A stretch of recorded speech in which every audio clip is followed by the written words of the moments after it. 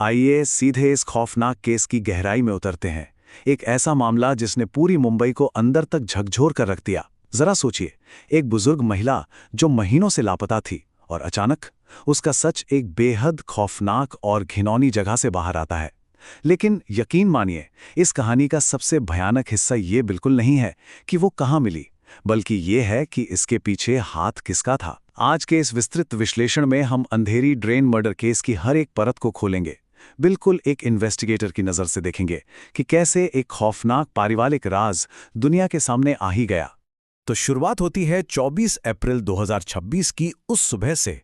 BMC के कुछ सफाई कर्मचारी मुंबई के अंधेरी इलाके में एक म्यूनिसिपल ड्रेन यानी एक आम नाले की रूटीन सफाई कर रहे थे। सब कुछ बिल्कुल नॉर्मल लग रहा था, लेकिन उस नाले की गहराई और कीचड़ के बीच उन्हें कुछ ऐसा दिखा जिसने उनके होश ही उड़ा दिए।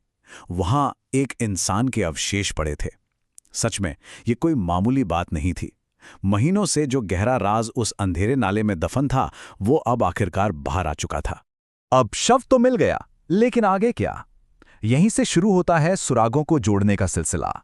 देखिए, जब भी कोई अज्ञात शव मिलता है ना, तो जांच बिल्कुल जीरो से शुरू करनी पड़ती है। पुलिस के पास कोई नाम नहीं था, कोई मोटिव नहीं था। तो 24 और 25 अप्रैल के बीच इन्वेस्टिगेटर्स ने बिल्कुल एक एक कदम फूंक कर रखा। सबसे पहले उस ड्रेन से शव को बहुत सावधानी से निकाला गया। फिर सबसे अहम कदम, शव पर मौजूद हर एक छोटी चीज की बारीकी से जांच, और यहीं उन्हें कुछ खास गहने मिले। इसके बाद इन सुरागों को शहर के सारे मिसिंग पर्सन रिकॉर्ड्स के साथ क्रॉस चेक किया गया। यह बिल्कुल एक बड़ी सी पहेली को सुलझाने जैसा था।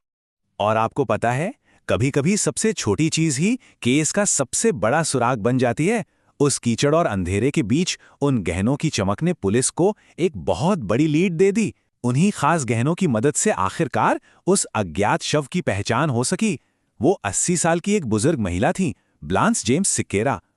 अब पुलिस के पास एक नाम तो आ गया था, लेकिन कातिल अभी भी पुलिस की पकड़ से दूर था। अब पहचान तो हो गई, लेकिन इसके तुरंत बाद एक बहुत ही क्रिटिकल सवाल खड़ा हुआ।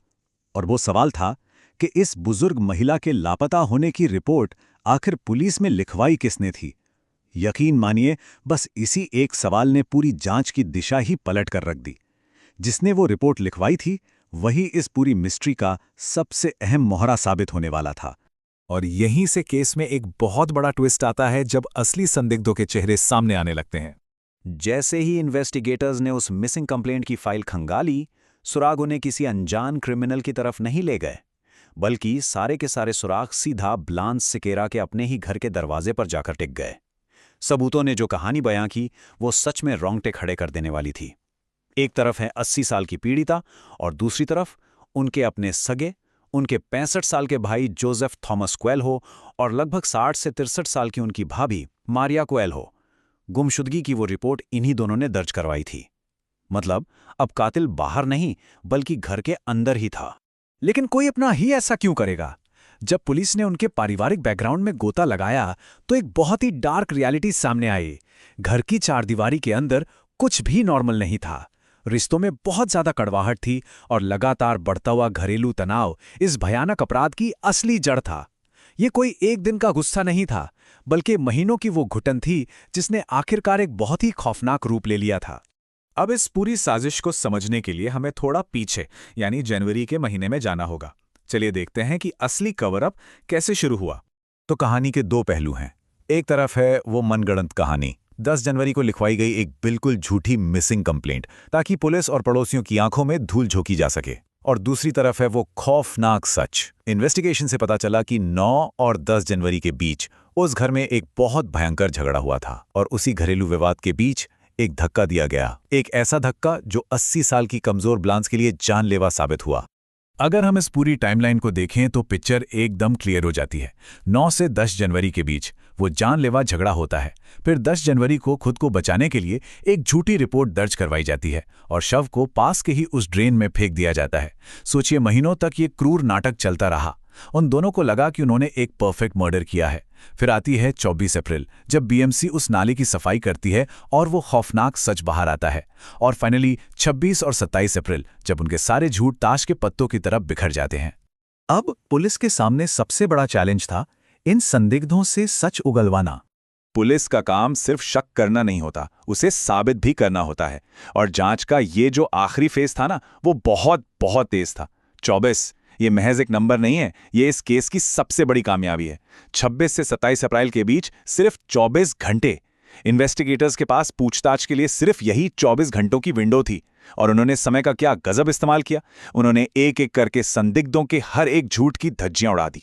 जब भाई और भाभी को इंटेरोगेशन रूम में बैठाया गया तो पुलिस के पास ठोस सबूतों का एक ऐसा पहाड़ था जिससे बचना नामुमकिन था। सबसे पहले उन्हें उन गहनों के सामने बैठाया गया जो शव के साथ मिले थे। फिर उनकी अपनी ही लिखवाई हुई उस झूठी मिसिंग रिपोर्ट को उन्हीं गहनों और सबूतों के साथ क्रॉस चेक किया गया। इस भयंकर साइकोलॉजिकल प्रेशर और सबूतों के आगे वो दोनों टूट गए और आखिरकार उन्होंने अपना खौफनाक गुनाह कबूल कर ही लिया।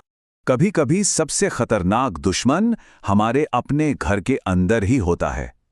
ये केस सिर्फ एक मर्डर मिस्ट्री भर नहीं है, ये एक पारिवारिक विश्वासघात की सबसे दर्दनाक और डरा देने वाली कहानी है। एक 80 साल की बुजुर्ग महिला जिसे अपनी जिंदगी के आखिरी पड़ाव में अपनों के सहारे और प्यार की जरूरत थी, उसे उसके अपनों ने ही कितनी बेदर्दी से मौत के घाट उतार दिया।